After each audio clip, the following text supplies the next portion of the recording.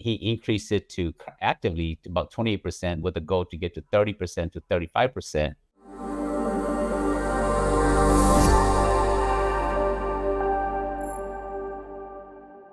I mean, the only way that we're able to really compete is if these agencies are pushed to do business with small businesses. Well, the current regulation says that 23% of federal opportunities must be awarded to small businesses, and that under the Biden administration, he increased it to actively to about 28% with a goal to get to 30% to 35%. But President Biden is on the way out, and so you got a few months left, and you got the new president-elect. January's around the corner, and he will probably remove the executive order of 28%, 30, 35%, and go back to 23%. So that in itself makes it where it's going to be shifting more towards merit-based, right? Versus, because in the supply diversity program, in the hiring practices, we call it DEI. The Republican administration and the opponent to DEI is MEI, right? MEI, stands for merit, excellence, and intelligence.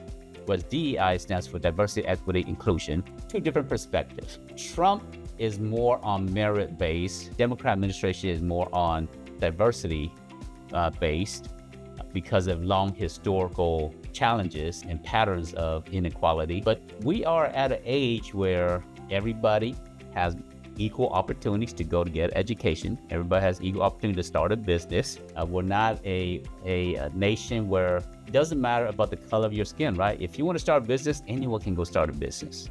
If you want to go get a contract, anyone can go get a contract. So why will you need a set-aside program anymore? Because none of those things are true, and that's the reason why we have those programs in place. First, in terms of it being equal, yeah, it may sound like it's equal. It's not equal. You know that. The data shows that. Where you are born and grow up, your zip code literally determines the trajectory of your life. Majority of people that grow up in a particular zip code have a certain trajectory in terms of how much money they'll make in their life, whether or not they'll go to college, whether or not they'll have, get married or have children or have any of these types of things. So the opportunities are not democratized to everybody.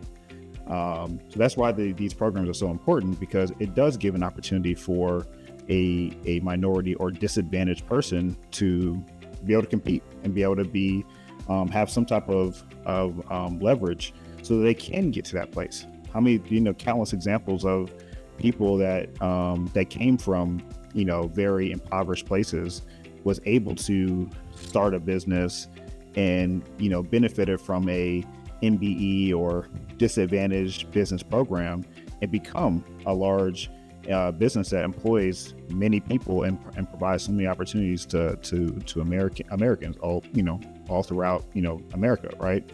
So these programs are important.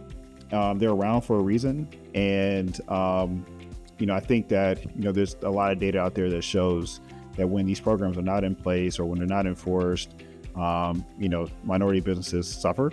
And if minority businesses do suffer when these programs are not in place, then I think it shows that these programs are important, and that our society today still isn't, even though it is much better today than obviously 50, 60 or 80 years ago, there's still a lot of work to be done, and we're not there yet.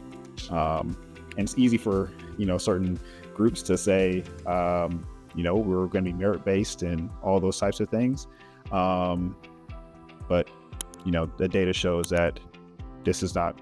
The thing about this is merit-based.